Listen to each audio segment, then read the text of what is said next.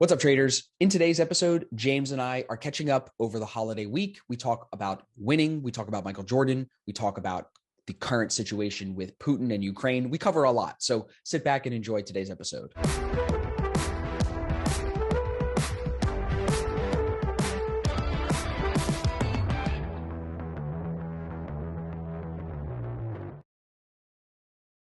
So yeah, James, let's get into today's episode. But I guess we can start by talking about that it's been a little slow trading wise with NFP Friday. We have the bank holiday coming up on Monday here in the States and in Canada, but it has been the first week of the Black Shirt Club. We just brought in about 15 new traders into the Black Shirt Club for the next 12 weeks. So it's been fun kind of seeing some of those guys pop in and see the this is their like fly on the wall week where they get to kind of watch everything. Are you enjoying working with some of these new guys? I know you had a good call with Christian today. Yeah. Yeah, exactly. Yeah, guys. So Christian's from South Africa. It's just cool to connect and help with other traders from around the world. And we did have Colin, who's been in the Black Shirt Club for since May, and he had his first profitable month, which is a big thing as a trader. I think it's like you start to find and everything starts to click for you, and you start jumping over those hurdles. So that's quite exciting. Very exciting, bro. I think that as I was tweeting about that today, I was like, is that really a big deal? Like, do I really want to blast it out there like that? But I think it is, because I feel like maybe I'm just a little bit far away from it in the sense it's like, it doesn't seem like that big of a deal to me in a way, but it is a big deal to some people. So that's why I did decide to tweet it and did decide I wanted to like kind of put him on the spot a little bit there, but just to highlight his success, bro, because it is exciting. Do you remember your first profitable month? I do. I don't remember. That's a long time ago now. My first profitable month that I actually recorded, had an account that I kept the statistics with my FX book or one of those tracking things was in about April, 2 months after joining you in April 2020, 2 or 3 months after joining you. So I was like, I think I made like 15% on the month, and I was like, wow, if I can actually just follow my rules and not be a dick, then there's a lot of and not getting my own way, there's a lot of potential, and look where it's brought me today. Were you you said today you wanted to talk about some of the trading books and life books and trading books. Were you reading those books then? No, I was not. I was not. You got me onto reading books and really books of I didn't know that. Better, bro, that's funny because I don't even read a lot of these books. I just listen to them on audiobook. Yeah, well, Audible, I also listen to them on Audible. I find Audible a lot better. Some of the books I have on Audible, and then I also have the hardcover, so I read while the Audible is busy playing for me. I did not read these types of books. Like I'd probably read like a couple of books, like a handful of books a year, not probably like less than 5. But now I'm averaging one a month. Like I listen to like one in my DRC. One thing to do every single day is to listen to 20 minutes of an Audible book. Bro, that's impressive. I think even for me, like I'm not doing 20 minutes of an audiobook. I am doing like a lot of YouTube content and stuff like that, where I'm getting the value, whether it's trading or some type of other thing. Like, so I am still getting some type of new information in, but of the audiobook, that's committed, bro. I got to definitely pick it up on my side as far as like crushing out these books. Cause I feel like I go in waves with it, where I'll find a book that I really like. And I'm like, all right, I got to keep going till I finish the book. And then there's some books I'm like, all right, I'm already an hour in and I'm not hooked. And I'm like, this is kind of boring. Yeah. Do you feel the same way? Sometimes, but I do like to look at books that I know that have good reviews, and I know that people that I also can connect with, like such as Tim Grover, right? I mean, his book on Winning and Relentless for me, it was amazing. I love those books. I've actually read Winning twice. We were going to use those as 2 points of reference. You made me think about Steve Burns just there for a second, how Steve got popping off of his Amazon reviews, reading books and writing reviews for books on Amazon. So that is an interesting thing. But we could talk about Tim Grover for a second. You shared with me a bunch of memes the other day, bro, a couple of memes from him, right? You love his stuff. Why do you love his stuff so much, bro? I don't know, bro. I don't know if it's he's got like this aura when he speaks. I don't know if it's the sound of his voice on that, but the words that he also chooses are great. But also just the fact that he's worked with such high class caliber people. I mean, it's like he's been inside their head through the tough times, through everything. So he's not talking based off his own life experiences. Well, I guess he is, but he's talking based off other people's life experiences that have been at the pinnacle of their careers. So he knows what it takes to win. And whenever someone like that talks, you got to listen. What people will say sometimes, like those who cannot teach what was Tim Grover really successful at that gives him the authority to coach some of the best people in athletics of all time? You know what I'm saying? Do you know the answer to that? I don't. I've heard of that saying a lot, but I don't think personally. I don't think I necessarily actually believe it. Yeah. Because if people like Mark Minervinian that didn't teach, I mean, he's proven that he can do, and now he also teaches with his own private. So I don't think I necessarily believe in that saying Right. per se, but I think that what he's done in his life is he's actually been able to. You see, Tim maybe he couldn't make it. I know that he tried to go into professional basketball, but he just wasn't good enough at college. But I think he's been able to tap into those guys' minds, like the guys like Michael Jordan, Kobe, Dwayne Wade. Guys like that actually can and get into their mind and make them who they are. Because a lot of the times it's not they have the skill and the talent on the court, but it's their mindset off the court that gets them to that next level and keeps them there. So I think that's what's so amazing for him. Do you think that it's like once he did it with one person, then it was easy to go to the next person and the next person be like, look, I'm already helping. Like, because Mike, I'm sure I don't remember if I finished the documentary about Michael Jordan on Netflix, but like, did he say, how did it go? Like, was Tim Grover coaching him and then he introduced him to other people and that's how he got future clients? Like, how did Tim's reputation then get carried forward? Do you know? Because it's not like he's running Facebook ads to get more people to sign up for his coaching. You know what I'm saying? No, it's actually a crazy story. So I actually watched the whole documentary about 6 times. I love that documentary. 6 times, bro.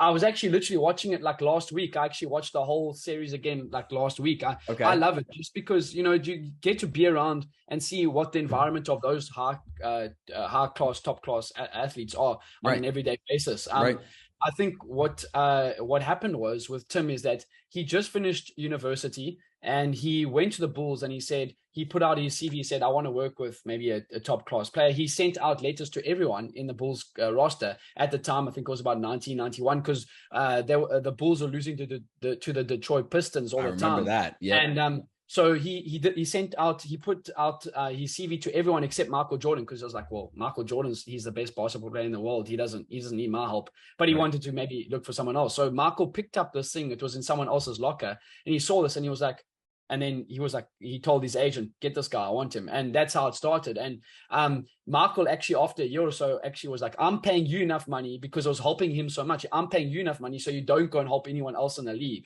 So clearly if Michael found value in it, he's definitely got something, some foot to stand on. Bro, I did not know that he was paying him enough money. I don't remember hearing that. That's interesting. Yeah. So what have you been able to take any of those things that you've heard in Tim Grover's stuff and applied it into your trading directly?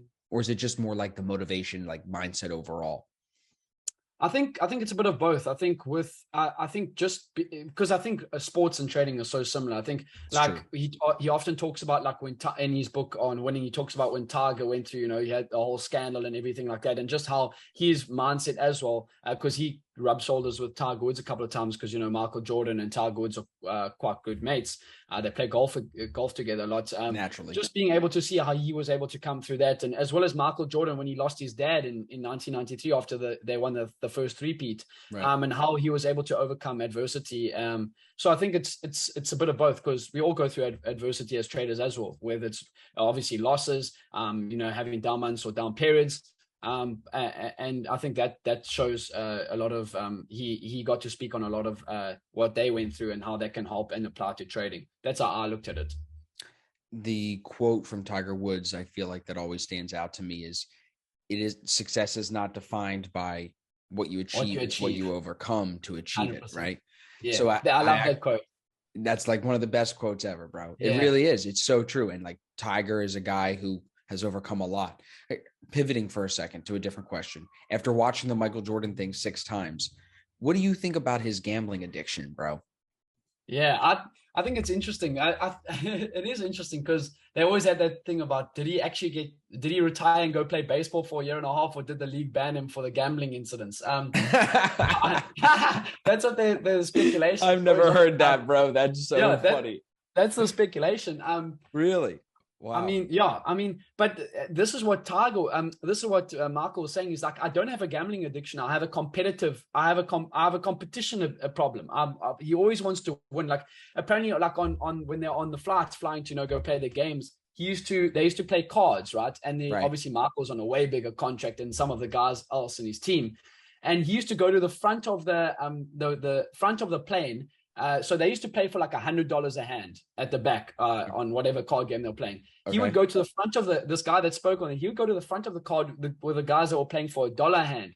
And they would be like, dude, Michael, what are you doing here? You know, we're playing for $1 a hand. And you'll be like, yeah, I know that. But I want to say, I have your money in my pocket. So That's it, bro. He just wants to win. He wants to win. So it's it. yeah. Amazing. Interesting. Like and that's why I ask you about it, because I'm like, do you think that there's something about like what bro, because I like gambling. We all in a way like placing bets. We all like taking gambles. And I think is it that we like gambling, or now that you got me thinking about it, is it that we like being right? I think it's that we like being right.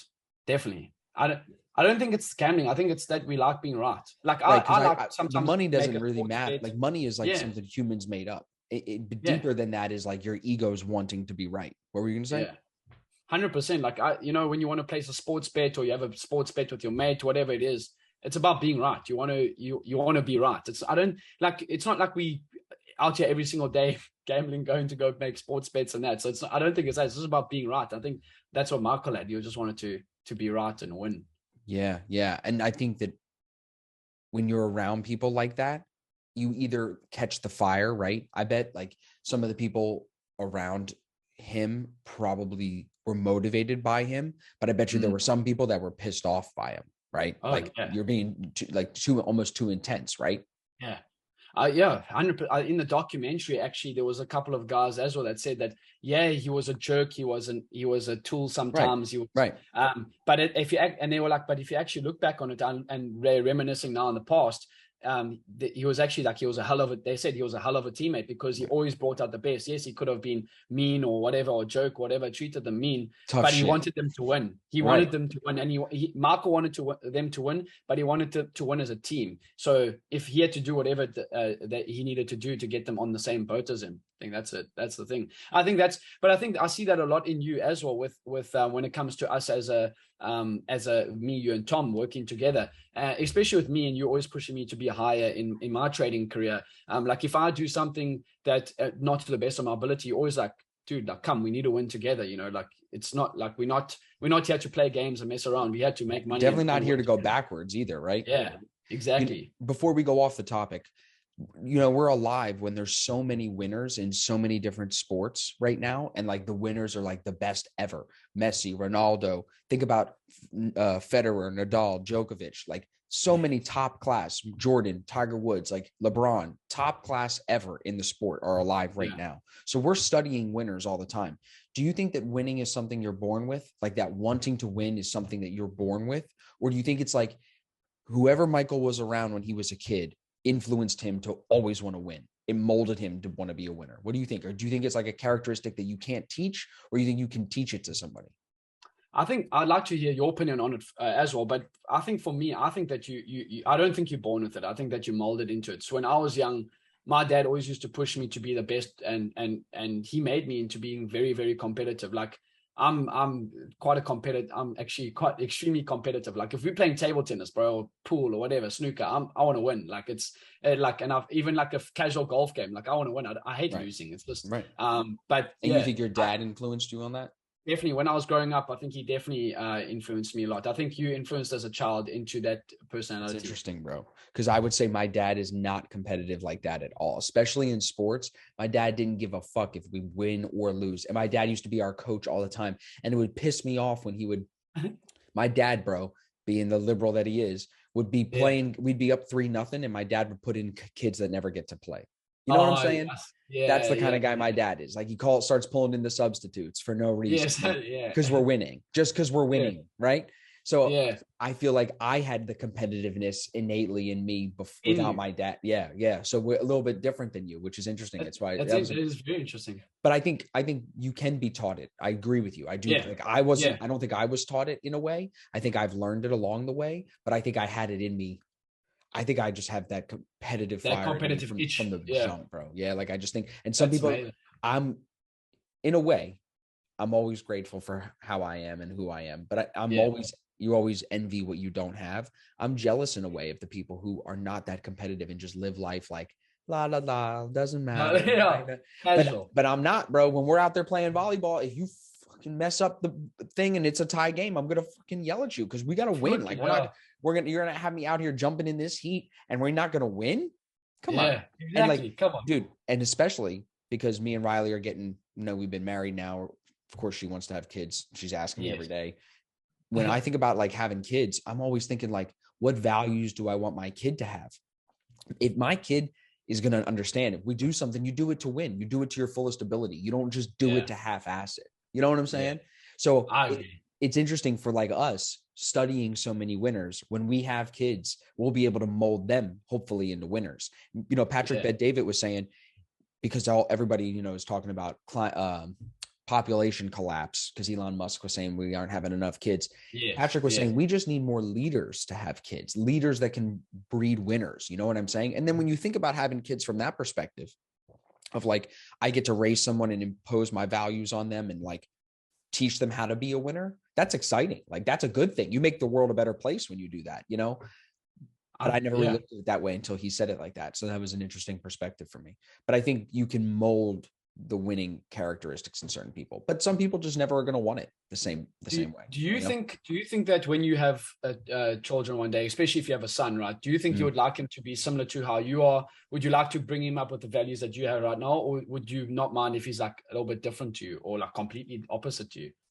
I feel like now that I'm paying more attention to that, I know I want him to have similar values to me, but there's also certain things that like I was brought up with that I don't think are necessary beliefs. You know what I'm saying? I think some rules my parents imposed and beliefs my parents imposed are just not necessary. And it could have been more free and more open. But at the same time, like I now see how principled and how valued my dad, like value-based my dad was, like very morally trying to be right, do what's right, not what you want. Like that's the thing that I think is important. I think a lot of people don't live by that anymore of like, you have to do what's right, no matter what, even if it's uncomfortable for you. Now people are like, well, if it's uncomfortable for me, why do I have to do that? Like, let me just do the comfortable thing. I think that's like a simple way to say like the difference between how I would raise a kid versus how I think a lot of other people raise their kid, Yeah, very true. I feel like you probably would say the same thing, right? Because your parents brought you up with good values and good morals. You had a good family. Yeah, correct. I had amazing family growing up. I'm very blessed. I mean, not many people. I think when you're being brought up, that's like the most crucial years of your life. I was brought up luckily in a great family. But dude, think about it like for the people that don't have the same opportunities off the jump like we did, to go to nice school, to be in nice cars, to be in nice houses. Imagine like that, bro. It takes generations to get out of that. And some families never get out of that. So we're almost obligated, since our families are already this far, we got to keep pushing the envelope. That's why we're going after this 7-figure funded account. That's why we're going for the 8 figures. You know what I'm saying? Because we're obligated to continue success. And with the way we live in this world, things are not going to get cheaper. We're going to need more money. When we were kids, bro, if you had $1 million house when we were 15, if you went into $1 million house, you would have been like, wow, I never see $1 million house. This is amazing. Now, bro, like $1 million ain't shit.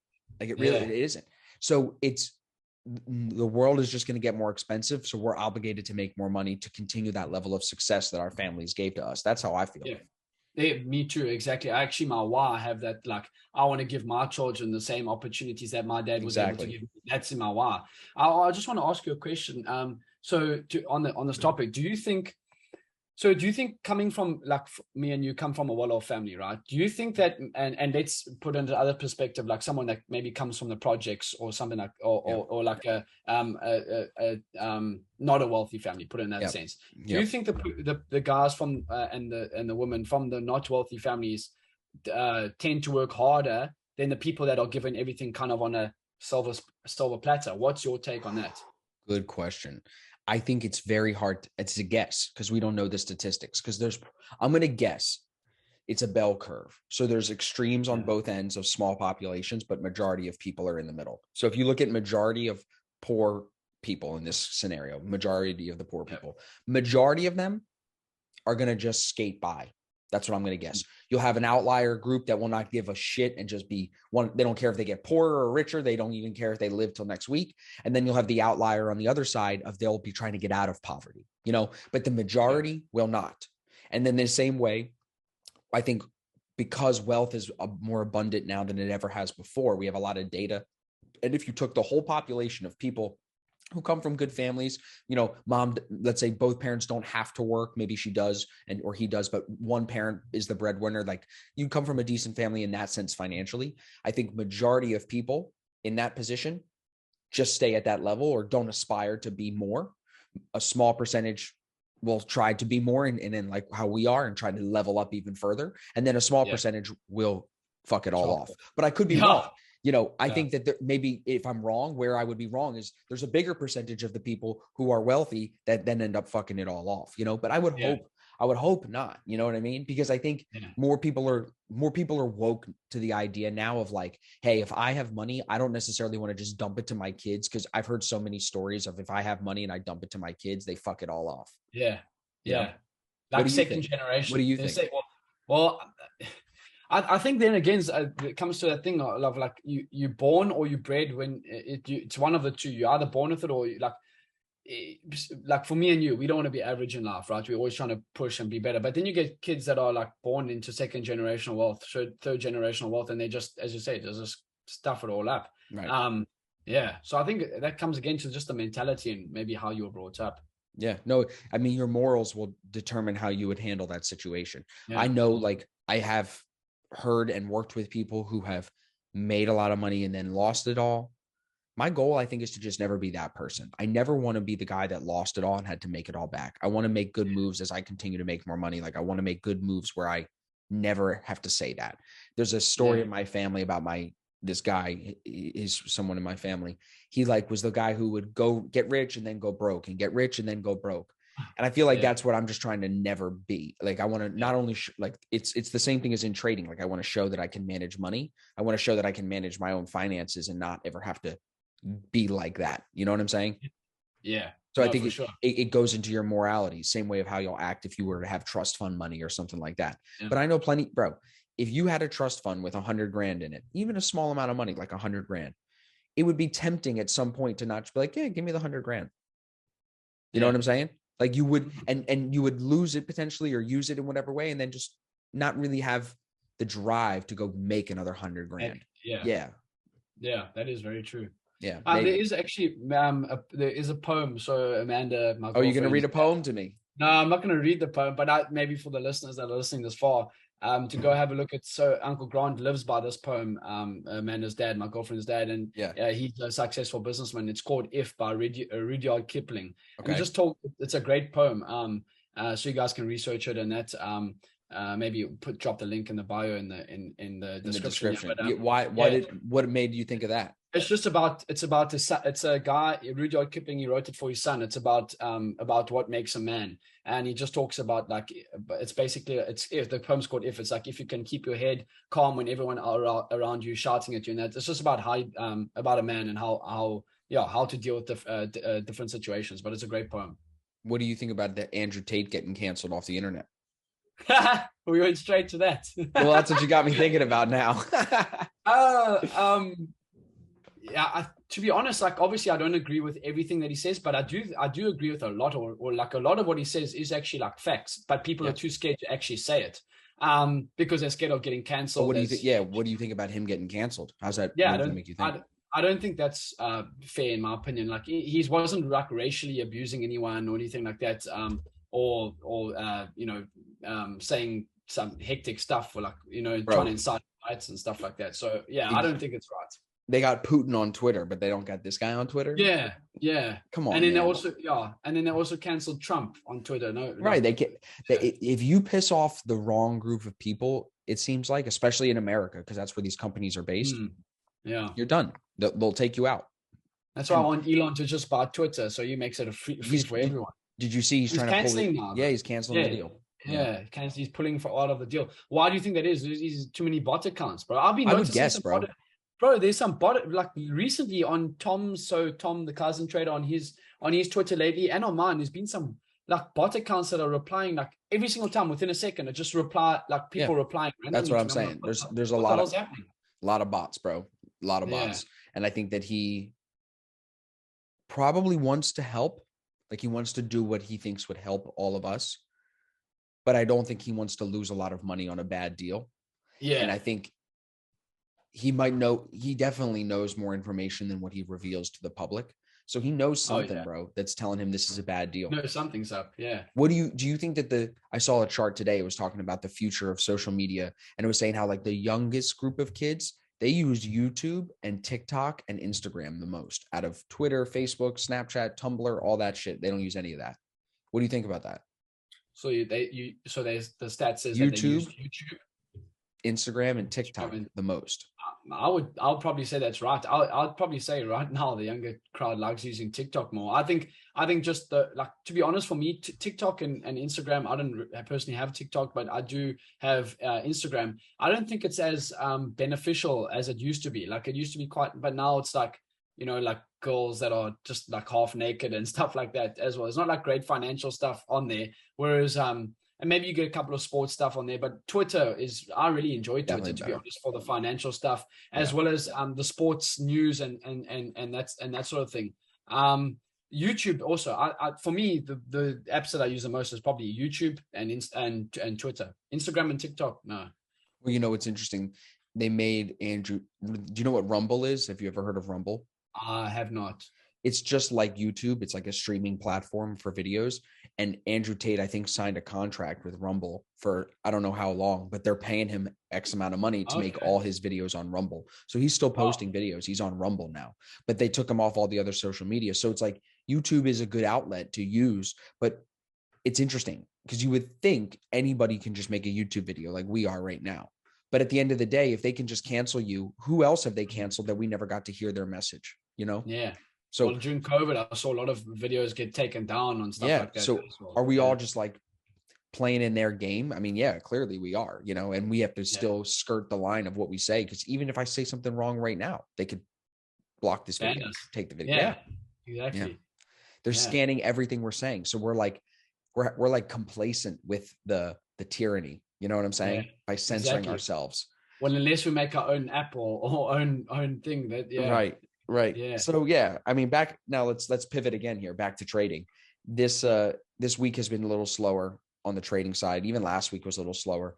Do you think that there's just something to be said about less traders at their desks over the last 2 weeks? Do you think that actually makes a difference? Because now you've seen a couple of years of trading. I still don't know for sure. Like, I don't know the answer to the question, but I've always noticed December and August, it tends to be the slowest, choppiest for me. I have noted that last year August was also pretty slow. So this is my 5th year in my trading career. So last year August was pretty slow. This August has been quite slow, especially on the forex side of things. Indices and Bitcoin have been, I mean, there's been some big moves on the indices. I mean, last week Friday the Nasdaq was down 5%. But I think definitely a little bit more choppy. Like today was quite choppy, especially leading into NFP now. But hopefully they do say in September. Last year September was one of my better months last year. It did pick up September, October, November, and then obviously December dies down a little bit. But I have noticed that as well. And I have seen guys on Twitter saying that August tends to be a little bit slower because the guys are on break, or the big bankers, whatever, on break, and then they're coming back to the desk in September. And that's why we started the Black Shirt Club program in September now, or that's why we're bringing all the new guys in for the next 12 weeks. So for those of you listening, the next Black Shirt Club is a 12-week program. It's going to start January. I think it's like the 14th or 15th, like second week of January.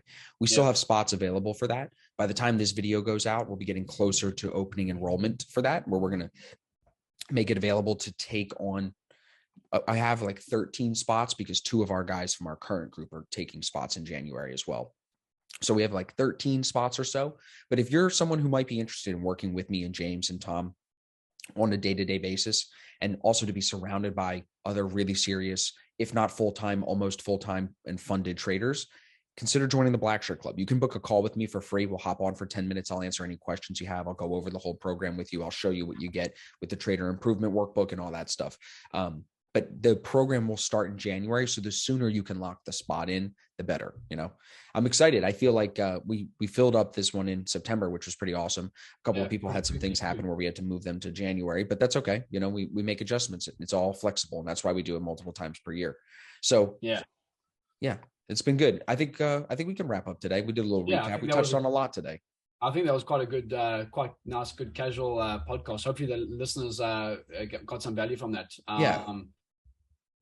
definitely. Who do you guys want us to have on next? That is the question. Who do we interview next? Yeah. Who do you want to have back on? I was thinking maybe we get Tom Basso on here. What do you think? I think I'd love to have Tom on. Yeah. I know you did do one with him like 2 years ago, so I'd love to have Tom on. That'll be quite cool. I know he actually followed me back on Twitter not so long ago. So we might need to make that happen. I know you got quite close with him. But yeah, I think we were going to get the Divergent trader Alan Edwards from Twitter. Oh yeah. What happened with him? But he just had some family stuff that he said come up. But he did say he was keen, so maybe we can get him on as well. I think he would be a great listen as well. Okay. All right. Good deal. Well, listen, everybody, we appreciate you as always. Thank you for listening. Thank you for watching. Make sure you subscribe, give us a thumbs up. We'll see you guys in next week's episode.